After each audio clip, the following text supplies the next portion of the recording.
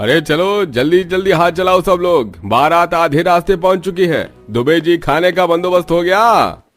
जी अभी देखकर ही आया हूँ मास्टर जी, हलवाइयों ने खाना पीना मिठाई सब कुछ बना दिया है। और ट्रेन बोगी की सजावट अच्छी तरह से की है ना? आने वाली बारात वहीं ठहरेगी। जी सब हो गया। देखो तो जरा दुल्हन के 16 श्रृंगार में मेरी प्यारी नंद की सुंदरता कितनी निखर कर आई है। थू थू थू थू थू, कहीं तुम्हें मेरी नजर ना लग जाए। तभी बच्चे अंदर आते हैं। अरे वाह माँ, बुआ तो कितनी सुंदर लग रही है। इतनी तैयार होके मेला घूमने जा रही है क्या? ओहो, अंश का बच्चे तो बुद्धू का बुद्धू ही रह जाएगा। आज बुआ की शादी है, समझा? देख रही हो शीतल, बच्चे कितने खुश हैं, पर इन नादान को इतना भी नहीं पता कि उनकी बुआ कुछ देर में विदा होने वाली है। इतने में धूम धड़ाके के साथ लड़के वाले बारात ले आते हैं। बारात में बहुत हाई क्लास लोग थे, सब लोग लाखों में एक लग रहे थे। आज के जमाने में जहां लोग अपनी शादियों को भव्य बनाने के लिए लाखों करोड़ रुपए का खर्च लगाने में पीछे नहीं हटते, आखिर इस परिवार में इस तरह ट्रेन के अंदर बारात मंगवाने को मजबूर हो गए। क्या इनके पास बैंक्वेट हॉल बुक करने के लिए पैसे नहीं थे, या ट्रेन में ननद की बारात आना डेस्टिनेशन वेडिंग का हिस्सा था, या फिर पूरी बात कुछ हटकर थी? जानने के लिए चलिए पिछली कहानी को देखते हैं, जहां गरीब ससुराल वाले ठंड में ठिठुरते हुए प्लेटफॉर्म पर एक पतली चादर बिछाकर सो रहे थे। तभी एक्सप्रेस ट्रेन गुजरती है और सनसनाती हवा से सब उठकर बैठ जाते हैं। बेचारा अंश कपकपा कर रोने लग जाता है। माँ, दादी, माँ, मुझे बहुत जोर की ठंड लग रही है, घर चलिए ना। माँ, पिताजी, मुझे इस प्लेटफॉर्म पर नींद नहीं आती, मुझे घर में कंबल में सोना है। अरे वाकई में इस प्लेटफॉर्म पर बहुत ठंड पड़ रही है, एक पल के लिए नींद नहीं आती रात भर। तभी स्टेशन मास्टर उन सब के पास आकर कड़वे मिजाज में कहता है, अरे तुम लोगों ने अपने रहने की कोई और जगह ढूंढी कि नहीं? पिछले 2 दिन से इसी प्लेटफॉर्म पर जमे पड़े हुए हो। अब मैं तुम्हें और यहाँ नहीं रहने दे सकता। प्लेटफॉर्म खाली करो, ये यात्रियों के आने जाने की जगह है। बेचारे गरीब ससुराल वाले एक दूसरे की शक्ल देखने लग जाते हैं, क्योंकि ठंड बेहिसाब थी और उनके पास कोई जगह नहीं थी। ससुर सुदामा बोलते हैं, बहू जल्दी से चादर उठा लो। अखिलेश तू मेरे साथ सामान उठवा। जी पिताजी। सब लोग थोड़ा आगे बढ़ते हैं, जहां प्लेटफॉर्म पर बैठे यात्री मोटे मोटे स्वेटर शॉल ओढ़कर बैठे हुए थे। कोई मूंगफली खा रहा था तो कोई गर्मा गर्म भुट्टे, मगर आरती और गरीब ससुराल वालों के ना तो सर पर छत थी, ना खाने को खाना था। अखिलेश, वो देखो वेटिंग हॉल में कितने लोग सोए पड़े हैं, हम भी वहीं चलते हैं। हाँ चलो चलो। वो लोग जैसे ही वेटिंग हॉल में आकर बैठते हैं, तभी स्टेशन मास्टर उनके पीछे पीछे आकर बहुत जलील करता है। अरे तुम गरीबों को एक बार में बात समझ में नहीं आती क्या? प्लेटफॉर्म से भगाने पर वेटिंग हॉल में घुस गए। ये फुटपाथ नहीं है जहाँ तुम झुग्गी डालकर जम जाते हो। अरे भागो तुम। गरीब लोगों की यही दिक्कत परेशानी है, जो कमाते हो सारा एक ही दिन में खा जाते हो। 2 पैसे बचाना तो होता नहीं है। चलो निकलो यहाँ से। सब शर्मिंदगी से सर झुका लेते हैं। तभी बूढ़ी सास जानकी बोलती है, बस करो भैया, जा रहे हैं हम लोग यहाँ से, चलो। सब प्लेटफॉर्म से दूर पटरी पर चलने लगते हैं। आरती रोते हुए गुजरे वक्त को याद करती है। तकदीर भी एकदम कैसे बदल जाती है ना। 2 दिन पहले तक कितने खुश थे हम लोग, जाने किसकी नजर लग गई हमारे हंसते खेलते परिवार को। उन्होंने हमारे साथ अच्छा नहीं किया। बहू, इंसान को क्या दोष देना जब ऊपर वाले को ही हमारी खुशियां रास नहीं आई। सब 2 दिन पहले के दिन को याद करते हैं। तो फिर बताइए माँ जी, आपको मेरी ननद पसंद तो आई ना? और पंडित जी ने बताया था कि आप लोगों की कोई मांग भी नहीं है। जी जी, हमारी कोई मांग नहीं, बस बारात का स्वागत अच्छे से होना चाहिए, बाकी हमें शीतल पसंद है। जी आप निश्चिंत रहिए, हम बारात का पूरा आदर भाव करेंगे। आरती और कादम्बरी देवी के बीच में बात चल रही होती। कादम्बरी अपने बेटे ललित के साथ आरती की गरीब ननद शीतल की देखा देखी करने आई थी। तभी मकान मालिक पिनपिनाए हुए आकर चिल्लाता है, वाह रे वाह, ये मेरा 6 महीने का किराया रुका पड़ा है और यहाँ समोसे गुलाब जामुनों की दावत चल रही है। देखिए मकान मालिक जी, मेरी ननद को लड़के वाले देखने आए हैं, उनके सामने हमारी बेइज्जती मत कीजिए, बाद में आ जाएगा। अरे तुम जैसे लुच्चे लोगों की इज्जत तो घर आए मेहमानों के सामने ही उतारनी चाहिए, ताकि शर्म आए थोड़ी। ये सब क्या चल रहा है? पंडित जी ने तो बताया नहीं था कि तुम लोग किराए पर रहने वाले हो। मुझे नहीं करना अपने बेटे का रिश्ता तुम जैसे भिखमंगे लोगों के साथ। चल बेटा। माँ जी, ऐसे रिश्ता तोड़कर मत जाइए, मेरी बात तो सुनिए। कादम्बरी देवी गुमान दिखा कर चली जाती है और मकान मालिक भी उन सबको निकाल देता है। ठंड में पैदल चलते चलते सब लोग प्लेटफॉर्म पर आ जाते हैं, मगर वहां से भी भगा दिए जाते हैं। आरती भाभी, वो क्या है? इतने कोहरे में कुछ साफ साफ दिखाई नहीं दे रहा, ट्रेन का डिब्बा लग रहा है। थोड़ा और आगे आने पर परिवार वाले ट्रेन डिब्बे के पास रुक जाते हैं। लगता है ये बोगी कई सालों से पटरी पर खड़ी है। देखो ना, ये पटरी भी बंद पड़ी है। अखिलेश जी, फिलहाल हमारे पास कोई और रास्ता नहीं है इस ट्रेन के अंदर रहने के अलावा। मगर आरती, आसपास में कितना कचरा पड़ा है और अंदर भी काफी गंदा होगा। कोई नहीं, मैं साफ कर लूंगी। चलिए भाभी, मैं भी आपकी मदद करती हूँ। दोनों ननद भाभी ट्रेन के डिब्बे को साफ करती हैं और पूरा परिवार ट्रेन के अंदर बस जाता है। अखिलेश प्लेटफॉर्म धोने का काम करने लगता है, जिससे उनका दाना पानी चलता है। तभी एक दिन आरती पटरी से ट्रेन बोगी जाते हुए देखती है। एक डब्बे में किसी की बारात जा रही थी, जिससे उसे अपनी ननद की शादी की चिंता सताने लगती है। अखिलेश जी, शीतल की शादी के बारे में क्या सोचा है? आरती, तुम्हें हालातों का पता तो है। अभी मेरे लिए हम सब लोग का पेट भरना ही भारी पड़ रहा है। शादी ऐसी थोड़ी हो जाती है, खर्चा लगता है। और हम जिन परिस्थितियों में रह रहे हैं, कौन थामेगा मेरी बहन का हाथ? कोई भी लड़का इतनी गंदगी में इस ट्रेन बोगी में बारात लेकर नहीं आना चाहेगा। तो मुझे अपने साथ कमाने दीजिए। ठंड का मौसम है, मैं सोच रही हूँ रेलवे स्टेशन पर चाहे समोसे बेचूं। पैसे जोड़ के किराए का मकान तो ले पाएंगे। बहू ठीक बोल रही है अखिलेश बेटा, तू अकेला कितना कुछ करेगा। एक से भले दो होते हैं। बरसों पहले मैंने और तेरे ससुर जी ने होटल का काम किया है। हम घर में समोसे बनाएंगे, बहू को खाली बेचना होगा।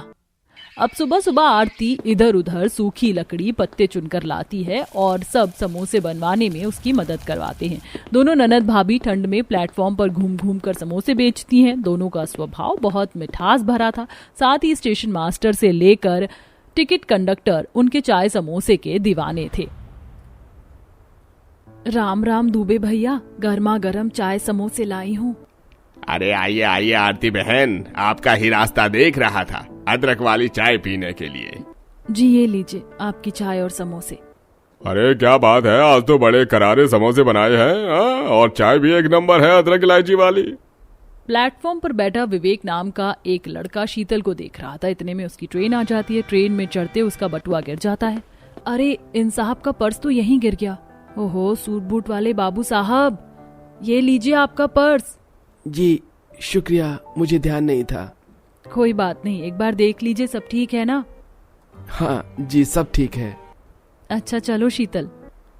वैसे इनकी तारीफ? ये मेरी ननद है, यहीं पास के ट्रेन बोगी में घर है हमारा। अच्छा अब चलते हैं। काफी सोच विचार कर 2 दिन बाद विवेक रिश्ता लेके आता है। बोगी में एक तरफ बोरी बिस्तर डालकर परिवार वाले बैठे थे और दूसरी तरफ गरीब भाभी चूल्हे के धुएं में खाना पका रही थी। देखिए, बहुत हिम्मत जुटाकर मैं आपकी नंद का हाथ मांगने आया हूँ। इन्हें बहुत खुश रखूंगा। अगर आपके यहाँ है तो बारात लेके आऊंगा। पेशे से सरकारी अध्यापक हूँ, अच्छा खासा कमा लेता हूँ। बड़ी नसीब वाली हो तुम मेरी प्यारी ननद, जो ऐसा रिश्ता खुद चल कर आया है। हमें रिश्ता मंजूर है विवेक जी, आप बस बारात लाने की तैयारी कीजिए। स्टेशन पर काम करने वाले सब लोग परिवार की तरह शादी की सजावट करवाते हैं। गाजे बाजे के साथ बारात आती है। जहां आरती की थाली लिए भाभी मुस्कुरा कर बोलती है, नंदोई जी ऐसे अंदर नहीं आ पाओगे, आपको द्वार छिकाई देनी होगी। भाभी नंदोई की नाक खींचकर अंदर ले जाती है। जी बिल्कुल भाभी, निभा लीजिए रस्म। आरती नाक खींचकर नंदोई को ट्रेन घर के अंदर ले जाती है, जहां धूमधाम से दोनों की शादी होती है और सब मिलकर बारातियों को खाना खिलाते हैं। अरे दूल्हे राजा, आपको मटर पनीर दूं? नहीं नहीं, बस हो गया, शुक्रिया। आओ मेरी प्यारी ननद, अपना घर बसाओ, तुम्हें इस संसार की सारी खुशियां मिले। अच्छा भाभी भैया, आप सब भी ख्याल रखिएगा, प्रणाम। अरे बहू, ये क्या कर रही है? प्लेट में रखे बैंगनों को फेंक क्यों रही है? पता भी है बाजार में कितनी महंगी सब्जियां आती हैं। हाँ, सब्जियां तो बहुत महंगी हैं, पर और लोगों के लिए, हमारे लिए थोड़ी। हमारे लिए तो ये फ्री में है, इसलिए फेंक रही हूँ। अरे क्या करती हो बहू, ऐसे इन बैंगनों को मत फेंको। सर्दी में ये बैंगन हमारे शरीर के लिए बहुत फायदेमंद होता है। चुप करिए आप लोग, बहुत हो गया। आज मैं ये सारे बैंगनों को फेंक दूंगी, ना रहेगा ना बनाऊंगी।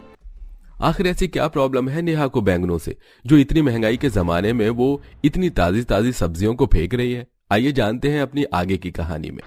क्या है माँ, आपने फिर आज मेरे लिए बैंगन का भरता और ये पराठे बनाकर ले आई।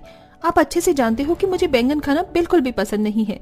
नेहा बेटी, ऐसे जिद नहीं करते बेटा, हर सब्जी इंसान को खानी चाहिए और सीजन की सब्जी जरूर खानी चाहिए। ये बैंगन ठंड के सीजन की सब्जी है, तो खा ले, तेरी सेहत के लिए भी अच्छी है। मैं नहीं खाने वाली हूँ ये बैंगन, मैं जा रही हूँ, इस ठंड में बाहर ही जाकर खाऊंगी कुछ। नेहा ठंड में बाहर से पिज्जा बर्गर खाकर घर आ जाती है। वक्त गुजरता है। रात के समय फिर से गायत्री खाने में बैंगन का भरता बनाकर नेहा के लिए लेकर उसके कमरे में आती है। क्या माँ, आप रात में भी फिर से बैंगन का भरता लेकर आ गई? मैंने कहा तो मुझे पसंद नहीं है। ऐसे नहीं बोलते बेटा, तू कैसे नाक सिकुड़ती है बैंगन को देखकर। अगर मान ले कल को मैं तेरी शादी कर दूं और तेरे ससुराल वालों को बैंगन का भरता खाना पसंद हुआ तो क्या तू उनको बनाकर नहीं देगी? हाँ माँ, नहीं दूंगी उनको भी खाने। न खुद खाऊंगी बैंगन का भरता, न उनको खाने दूंगी। बैंगन बैंगन बैंगन, दुखी हो गई हूँ मैं। ऐसे ही वक्त गुजरता है। गायत्री अपनी बेटी नेहा की शादी रमेश नाम के लड़के से करा देती है। नेहा शादी करके अपने ससुराल आती है, जहां उसकी नजर घर के बाहर लगे बैंगन की खेती पर जाती है, जिसे देखकर वो घबराते हुए कहती है, बाप रे, इतने सारे बैंगन, इन्होंने तो पूरा बागान ही कर रखा है बैंगन का। जहाँ मुझे एक बैंगन पसंद नहीं थे, वहां पर इतने सारे बैंगन। क्या हुआ बहू, क्या सोचने लगी? चल जल्दी से गृह प्रवेश कर और घर के अंदर आ। नेहा रखे हुए कलश को अपने पैरों से गिराते हुए गृह प्रवेश करती हुई फिर अपने कमरे में जाती है। कुछ देर बाद नेहा की सास कमला उसके कमरे में आती है और कहती है, चल बहू जल्दी से तैयार हो जा, आज तेरी पहली रसोई है, आजा रसोई में।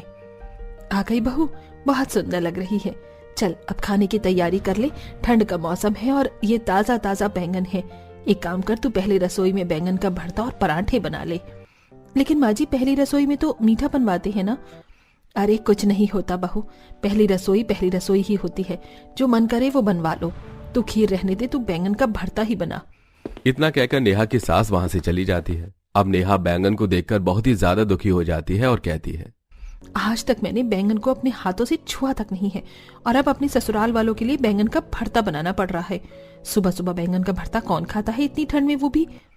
नेहा बैंगन को उठा के उसको गैस पर पकाने लगती है। जब बैंगन पूरी तरह से पक जाता है तो उसको प्लेट पर रखती है और धीरे धीरे उसको छीलने लगती है, जिसके छिलके उसके हाथों में चिपक जाते हैं, जिसे देखकर वो अपने हाथों को बार बार पानी से धोती है और कहती है, एक तो इतनी ठंड, ऊपर से ये बैंगन के छिलके मेरे हाथ में बार बार चिपके जा रहे हैं, जिसकी वजह से ठंड में मुझे बार बार ठंडे पानी से अपना हाथ धोना पड़ रहा है। अब जैसे तैसे नेहा बैंगन का भरता बनाकर अपने ससुराल वालों को खिलाती है। ससुराल वालों को बैंगन का भरता बहुत पसंद आता है। वहीं नेहा अपने लिए बाहर से पिज्जा ऑर्डर करती है, जिसे देखकर उसकी सास कहती है, क्यों रे बहू, तुझे ये बैंगन का भरता नहीं खाया गया जो तू बाहर का पिज्जा खाकर मेरे बेटे के पैसों को बर्बाद कर रही है? अरे खुद के उगे हुए बैंगन है, ताजा ताजा, और ठंड में इस बैंगन को खाएगी तो तू भी तंदुरुस्त रहेगी। इतना कहकर कमला वहां से चली जाती है और नेहा सोफे पर बैठकर आराम से पिज्जा को खाने लगती है।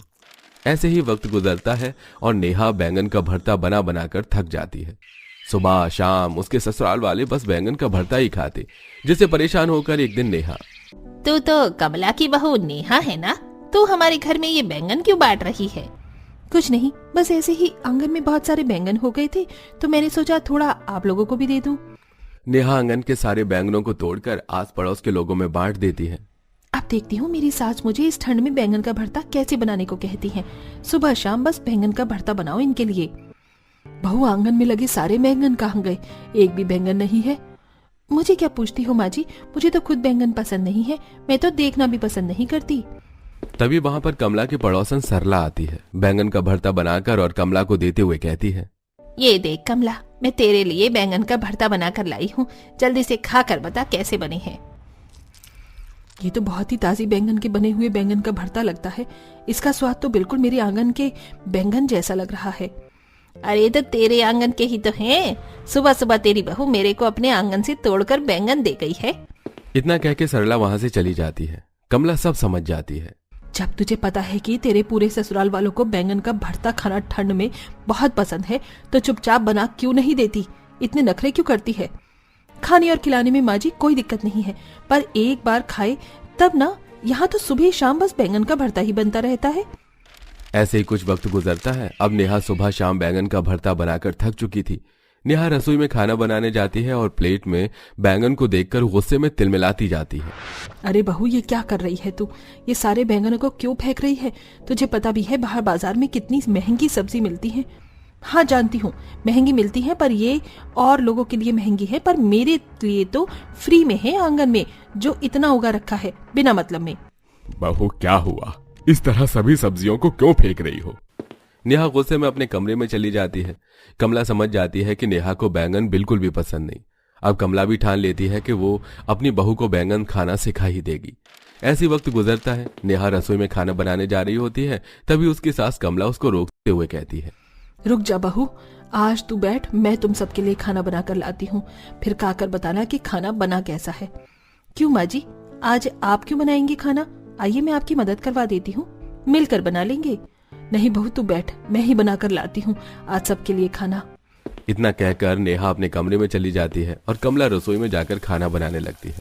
कमला ने ठान लिया था कि अपनी बहू को बैंगन खाना सिखा के रहेगी। कमला बैंगन का भरता को इस तरीके से बनाती है कि पता ही न चले कि ये बैंगन का भरता है, और खाना बना करके डाइनिंग टेबल पर खाना लगाती है। सभी लोग खाना खाने लगते हैं। वाह भाई वाह, मजा आ गया। आज तो खाना खाकर आहा क्या स्वादिष्ट सब्जी बनी है। कटोरा भी चाट जाऊं ऐसा मन कर रहा है। हाँ पापा जी आप सही कह रहे हो, ये सब्जी सच में बहुत स्वादिष्ट है। क्या बनाया है माँ आपने? क्या नाम है इस सब्जी का? अरे तू नाम छोड़, तू बता, तुझे सब्जी अच्छी लगी तो मैं और ला कर दूं। देखते ही देखते नेहा 4 से 5 कटोरी सब्जियों की खा जाती है और फिर खाने के बाद कहती है, माँ जी आज तो मैंने बहुत सारा खाना खा लिया, लेकिन माँ आपने बताया नहीं आपने किस चीज की सब्जी बनाई थी जो इतनी स्वादिष्ट थी। नाम बताया तो हैरान ही रह जाएगी। बताइए भी माँ जी, कब से सस्पेंस क्रिएट कर रखा है? जिस सब्जी से तू नाक सिकोड़ती थी, जिस सब्जी को तू बनाने में पीछे हटती थी, बहाने बनाती थी, ये वही सब्जी है बैंगन का भरता, जो तुझे मैंने अपने हाथों से बनाकर खिलाया, और अभी अभी तूने वो 4 से 5 कटोरी सब्जी खाई भी है। सच में माँ जी, मुझे तो पता ही नहीं था कि बैंगन की सब्जी इतनी टेस्टी भी बन सकती है। वाकई में सब्जी बहुत टेस्टी थी। अब से मैं भी खाया करूंगी ठंड में बैंगन का भरता। कमला का मकसद पूरा हो जाता है। नेहा भी अब खुशी खुशी बैंगन खाती भी है और तरह तरह के बैंगन का भरता बनाकर अपने ससुराल वालों को खिलाती भी है। आपको कौन सी सब्जी खानी पसंद है? सबसे ज्यादा ठंड के मौसम में कमेंट सेक्शन में जरूर बताएं।